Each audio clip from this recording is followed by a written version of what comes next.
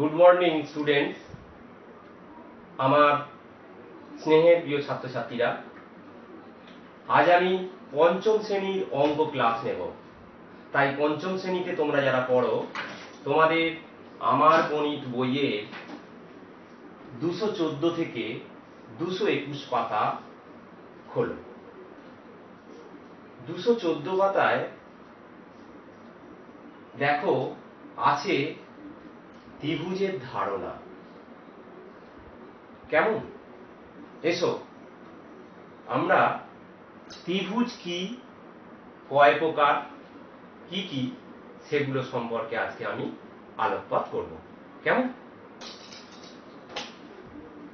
দেখো আমার হাতে একটি স্কেল আছে। এই স্কেলের সাহায্যে আমি রেখাংশ আঁকছি। এটা হচ্ছে একটা সমতল, সমতলিক একটা জায়গা। এই সমতলের উপরে আমি দেখো একটা, দুটো, তিনটে, এই তিনটে রেখাংশ এঁকেছি। কেমন? এই রেখাংশগুলো দিয়ে দেখো কি করা যাচ্ছে। দেখো এই রকম করে একটা করলাম। আর দেখো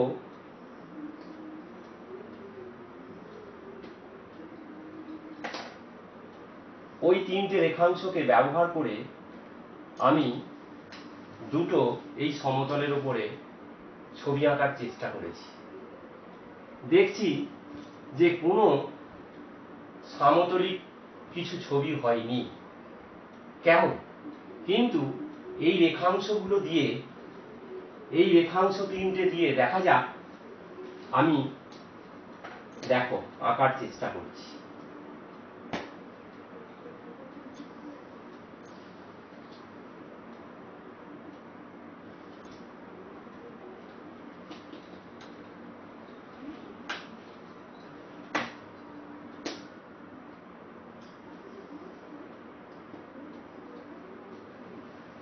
দেখো তো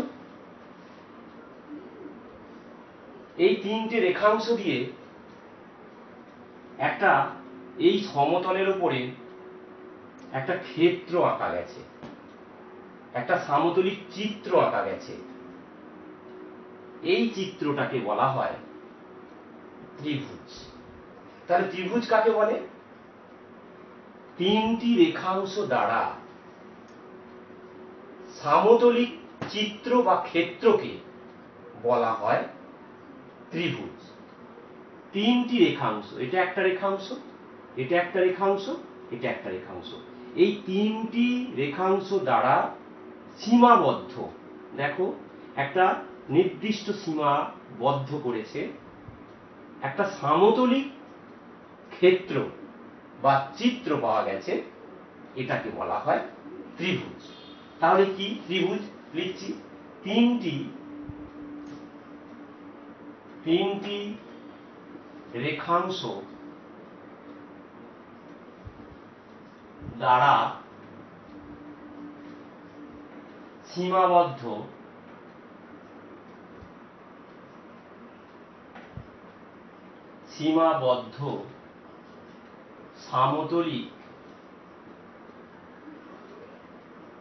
সমতলিক চিত্র বা ক্ষেত্র কে বলে ত্রিভুজ। কেমন? তাহলে তিনটি রেখাংশ দ্বারা সীমাবদ্ধ সমতলিক চিত্র বা ক্ষেত্রকে বলে ত্রিভুজ। এইবার দেখো এই ত্রিভুজটা আমি একটা নাম দিচ্ছি। দেখো এ, এটা বি, এটা সি। তাহলে এই ত্রিভুজটার নাম কি? এ বি সি ত্রিভুজ। এ বি সি ত্রিভুজ। ত্রিভুজটার নাম এবিসি। এবার দেখো এই এবিসি ত্রিভুজের এইখানে দুটো রেখাংশ যুক্ত হয়ে একটা বিন্দু পাওয়া গেছে। এই রেখাংশ দুটো যুক্ত হয়ে বি একটা বিন্দু পাওয়া গেছে, এই দুটো রেখাংশ যুক্ত হয়ে সি একটা বিন্দু পাওয়া গেছে। তাহলে এই ত্রিভুজটার তিনটে বিন্দু পেয়েছি, এ বি সি। এগুলোকে কি বলে জানো? শীর্ষবিন্দু। তাহলে এ বি সি হলো ত্রিভুজটির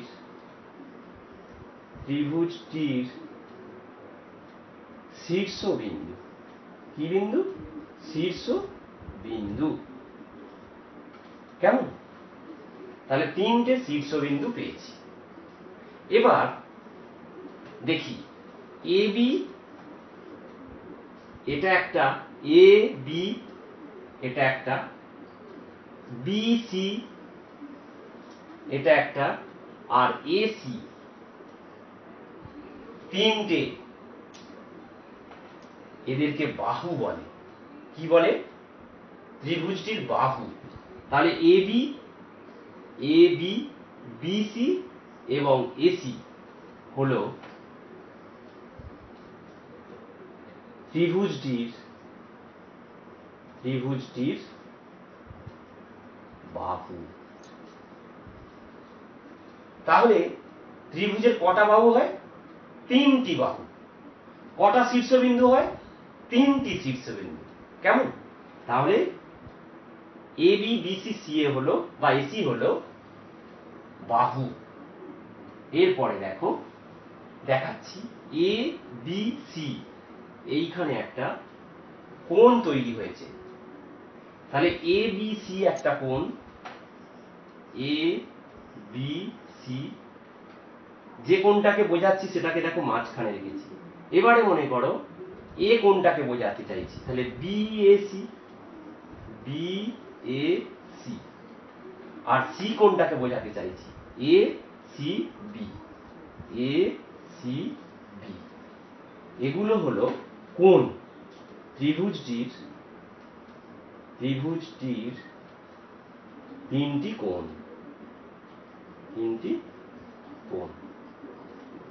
কেমন? তাহলে দেখো, শীর্ষবিন্দু পেলাম, তিনটে শীর্ষবিন্দু, তিনটে বাহু পেলাম এবং তিনটে কোণ পেলাম। কেমন? তাহলে ত্রিভুজের তিনটে জিনিস আমরা জেনে গেলাম। কেমন?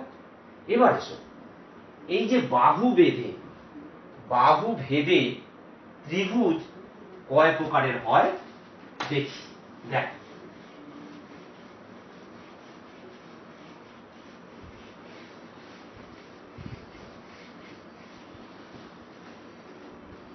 বাহু ভেদে ত্রিভুজ কয় প্রকার হওয়ার আগে আমি বলি যে তিনটে করে রেখাংশ দেয়া হচ্ছে। মনে করো একটা রেখাংশ দেয়া হয়েছে, এটা মনে করো 4 সেমি।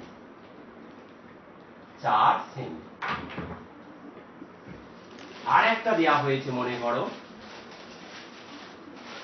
3 সেমি, এটা মনে করো 3 সেমি। কেমন? আর একটা দেয়া হয়েছে মনে করো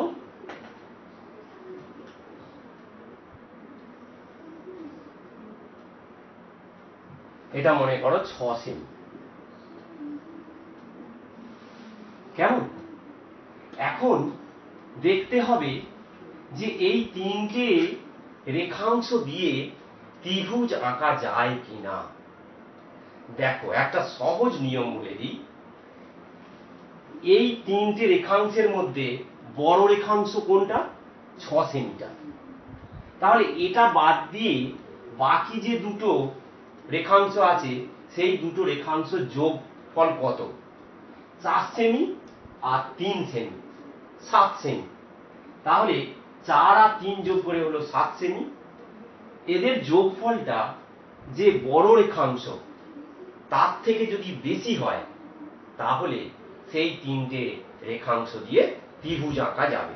তার মানে এখানে দেখো এদের যোগফল বড় রেখাংশের থেকে বেশি, তার মানে এই তিনটে রেখাংশ দিয়ে ত্রিভুজ আঁকা যাবে।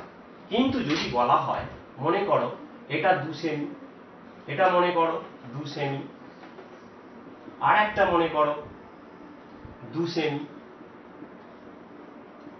কেমন? আর একটা মনে করো 4 সেমি। দেখি এটা কি হবে, না দেখি বড় যে রেখাংশটা সেটা বাদ দিয়ে ওই দুটো যোগ করে দেখো, 2 2 4, তাহলে 4 আর এই বড় রেখাংশের সমান হয়ে যাচ্ছে না। আমি বলেছি যে বড় রেখাংশ বাদ দিয়ে বাকি দুটো যোগফল বেশি হতে হবে, কিন্তু এখানে দেখো সমান হয়ে গেছে, তাহলে এই তিনটে রেখাংশ দিয়ে ত্রিভুজ আঁকা যাবে না। কেমন? তাহলে এটা সমান হয়েছে। আরেকটা উদাহরণ দিয়ে দেখি, মনে করো এটা 3 সেমি, এটা মনে করো 2 সেমি, আর একটা মনে করো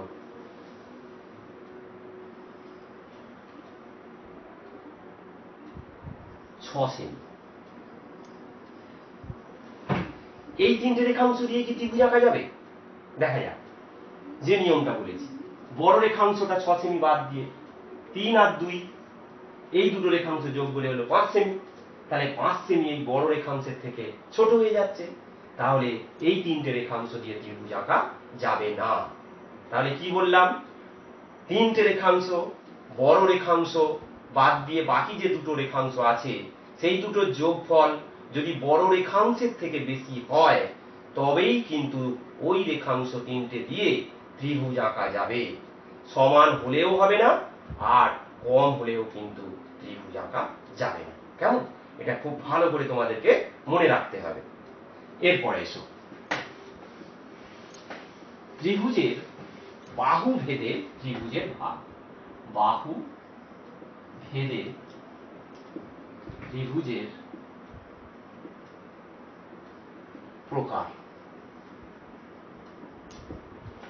আমি দেখো মোটামুটি মনে করো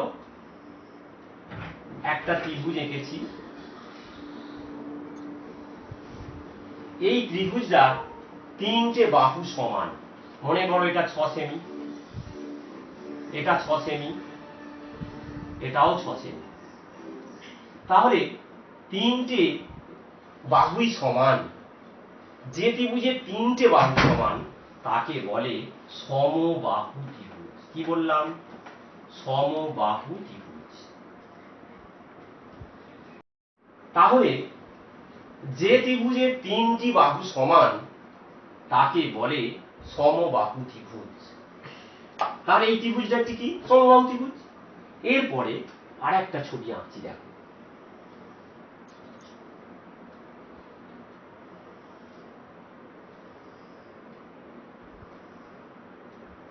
এই যে ত্রিভুজটা এঁকেছি এটা মনে করো 6 সেমি, এটা মনে করো 6 সেমি,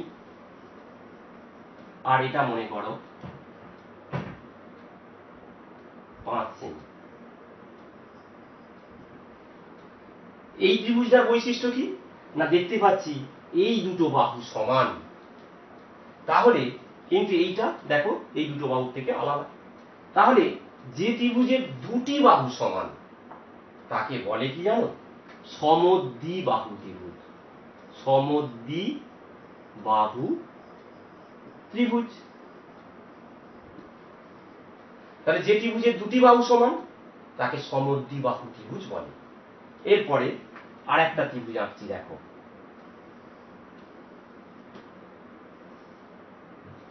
এই ত্রিভুজটা দেখো বাহুগুলো অসমান, তিনটি তিন রকমের, এটা একটা মাপ, এটা একটা মাপ, এটা একটা মাপ, বিষম, তিনটেই কি হচ্ছে? আলাদা। একে বলে বিষম বাহু ত্রিভুজ। কেমন? তাহলে তিনটে বাহু ভেদে তিন প্রকার ত্রিভুজ পেয়ে গেলাম। সমবাহু ত্রিভুজ, তিনটে বাহু সমান। সমদ্বিবাহু ত্রিভুজ, এই ত্রিভুজের দুটি বাহু সমান। আর বিষমবাহু ত্রিভুজ, যার তিনটে বাহুই অসমান, তিনটি আলাদা, একে বিষমবাহু ত্রিভুজ বলে। তাহলে এটা বাহু ভেদে গেল। এবার চলে এসো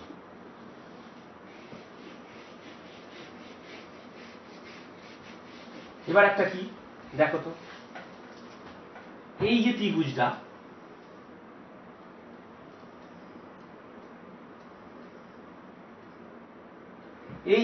এঁকেছি, এই কোণটা, এই কোণটা, এই কোণটা তিনটে কোণ নাম দিচ্ছি এ বি সি।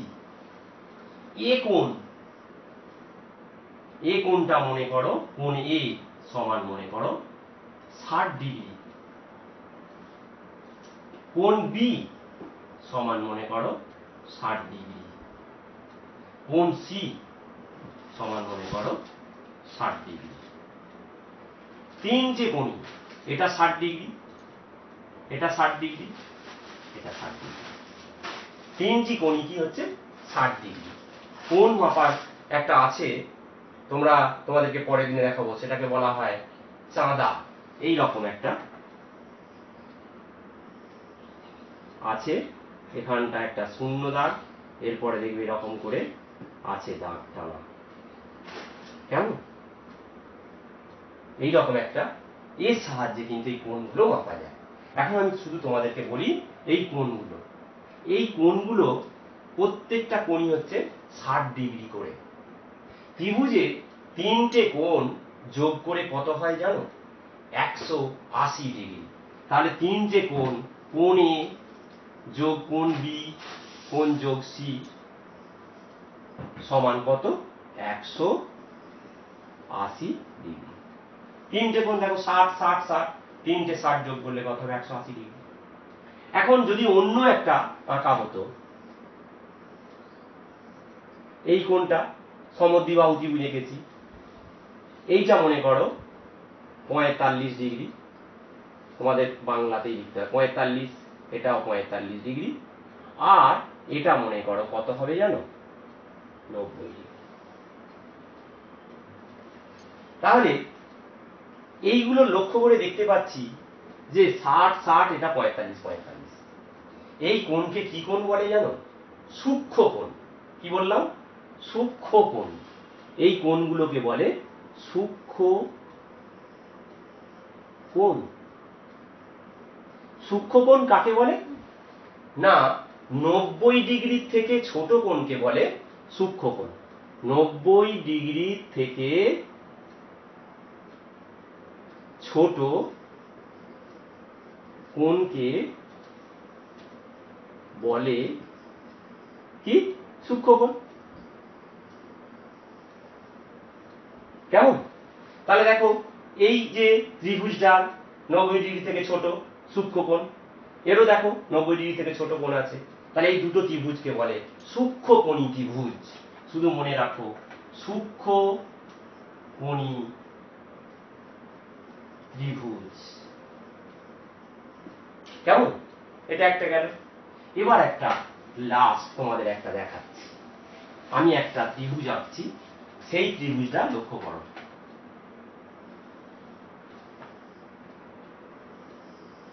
এই যে একটা ত্রিভুজ এঁকেছি এ বি সি, এই কোণটা কত জানো?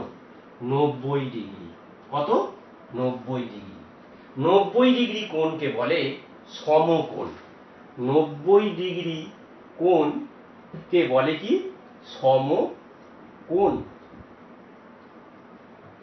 তাহলে এবিসি এই ত্রিভুজটার একটা কোণ সমকোণ, সমকোণ 90 ডিগ্রি, এই ত্রিভুজটাকে বলে সমকোণী ত্রিভুজ।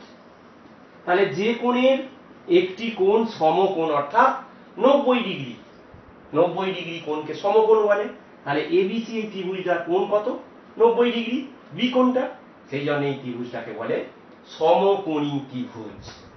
এবার সমকোণী ত্রিভুজে বিপরীত বাহু কোণটা জানো? এসি।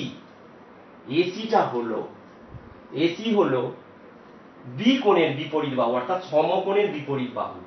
একে বলে কি জানো? অতিভুজ। কি বললাম? অতিভুজ। এসি হলো অতিভুজ। এ বি সি এই সমকোণী ত্রিভুজে বি কোণটা 90 ডিগ্রি অর্থাৎ সমকোণ, সেই জন্য এটা সমকোণী ত্রিভুজ। আর সমকোণের যে বিপরীত বাহুটা, সেই বাহুটাকে বলে অতিভুজ। এখানে এসিটাকে কি বলে? অতিভুজ। আবার দেখো, এই যে সমকোণী ত্রিভুজটার এই যে বি কোণটা সমকোণ, তার সংলগ্ন দুটো বাহু এ বি আর বিসি, এই দুটো সমান, এ বি সমান বিসি, এই দুটো বাহু সমান। কি বললাম? এই যে সমকোণী ত্রিভুজটার সমকোণ সংলগ্ন দুটি বাহু এ বি এবং বিসি, এই দুটো বাহু সমান, আর এই কোণটা সমকোণ, সমকোণী। তাহলে এই জন্যে এই ত্রিভুজটাকে বলে কি জানো? সমকোণী সমদ্বিবাহু ত্রিভুজ, সমদ্বিবাহু ত্রিভুজ। কেমন? তাহলে সমকোণী ত্রিভুজে সমকোণ সংলগ্ন দুটি বাহু সমান, সেই জন্যে এই সমকোণী ত্রিভুজকে বলা হয় সমকোণী সমদ্বিবাহু ত্রিভুজ। তাহলে দেখো, এই যে সমকোণী ত্রিভুজের কি বৈশিষ্ট্য পেলাম? না, একটা কোণ সমকোণ, সমকোণের বিপরীত বাহুটা বড়, তার নাম অতিভুজ। আর যদি সেই সমকোণী ত্রিভুজের সমকোণ সংলগ্ন দুটো বাহু যদি সমান হয়, তাহলে সেই ত্রিভুজটাকে বলা হয় সমকোণী সমদ্বিবাহু ত্রিভুজ। তাহলে আজকে তোমাদের এই 221 পাতা পর্যন্তই যে অঙ্কগুলো, ত্রিভুজ সংক্রান্ত যে অঙ্কগুলো, সেই অঙ্কগুলো আমি তোমাদের ধারণা দিতে পেরেছি। আশা করি তোমরা নিশ্চয়ই বুঝতে পেরেছো। তোমরা তোমাদের বইয়ের 221 পাতার যে 1 থেকে 11 পর্যন্ত যে অঙ্কগুলো আছে, এগুলো তোমরা অনায়াসেই করে ফেলতে পারবে।